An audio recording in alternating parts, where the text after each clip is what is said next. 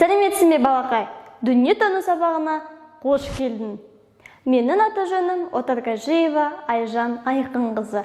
Балақай, біз өзім туралы деген бөлім бастаймыз.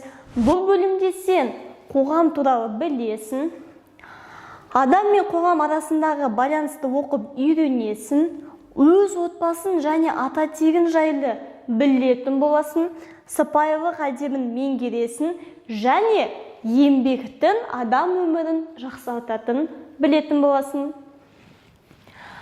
Балақай, біз қазір оқулығымызды алып, оқулығымыздағы 4-ші беттегі мәтінді бірге оқиық. Қане, бастаймыз. Кез келген адамның өз отбасы бар. Отбасы қоғамның бір бөлшегі. Оған бір үйде тұратын ең жақын адамдар жатады. Олар атасы мен әжесі, әкесі мен анасы, ағасы мен әпкесі және іні қарындастары. Балақай, бұл мәтінде қарамен жазылған сөз қайсы? Дұрыс айтасың, отбасы сөзі.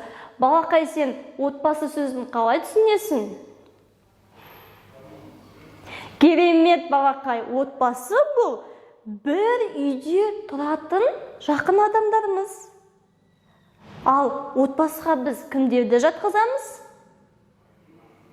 Ата, әже, әке, ана, аға, әпке, іні және қарындасты жатқызуымызға болады, Жарайсың балақай. Балақай, сонымен бүгінгі біздің өтетін тақырыбымыз менің отбасым. Бүгінгі сабақта сен өзінің отбасын және отбасы мүшелері туралы білетін боласың. Балақай, суретке қарайықшы. Суретте қай отбасы мүшелері бейнеленген? Қане, бірінші суреттен табайық. Бірінші суретте бізде қай отбасы мүшелері бар? Ағасы, қарындасы және дұрыс айтасың, інісі. Ал, келесі суретке кеттік. Келесі суретте бізде қай отбасы мүшелері? Жарайсың балақай, бізде бұнда әкесі мен ұлы, анасы мен қызы. Керемет балақай. Балақай, үйдегі мақалды оқиықшы. Отан отбасынан басталады. Бұл мақалды сен қалай түсінесің? Балақай, отан отбасынан басталады дегенде, отанды сүю отбасынан басталады. Себебі әрбір кішкентай баланың тәрбиесі бұл отбасынан басталады. Біздің Қазақстан Республикамыз бұл біздің отанымыз.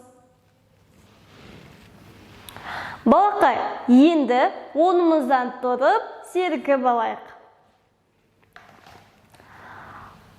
Ал балалар, тұрайық, алақанды соғайық, оңға қарай иіліп, солға қарай иіліп, бір отырып, бір тұрып, бір тынығып алайық.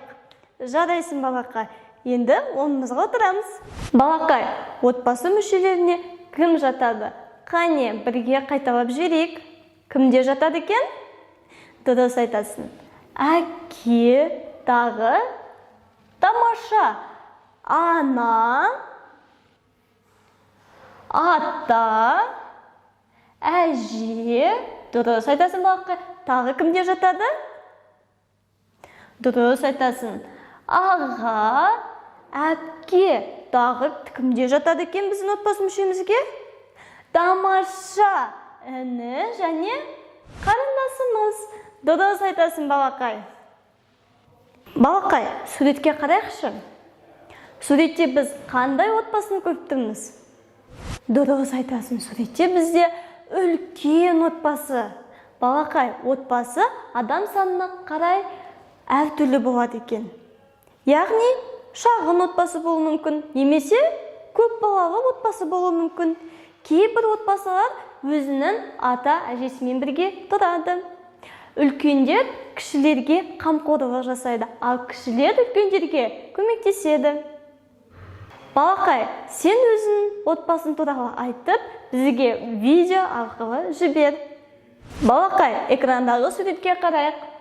Бұл сурет сенің оқулығында да бар. Оқулығының 5-ші бетінде тұр.